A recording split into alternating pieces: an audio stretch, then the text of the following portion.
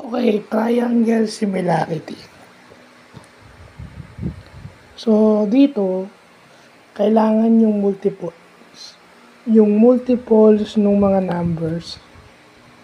Yung 4, 8, 12, 16, which is yung ginawa ko. Kasi hindi kumpleto ang pagbabalik ko sa trigonometry kung yung triangle similarities is hindi ko alam. So, ibig sabihin yung side lengths ng dalawang triangle is dapat similar or congruent. So, syempre, mapapractice dito yung aking ratio and proportion.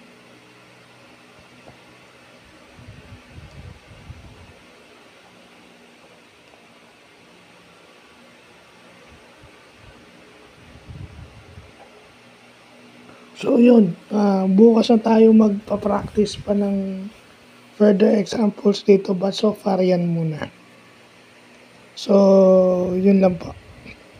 Ay, kasi meron pa palang isa. Hindi lang ito, meron pang isa. Na sa tingin ko, mas applicable sa real world. Bukas siguro or sa Sunday yung isa. So, yun lang po.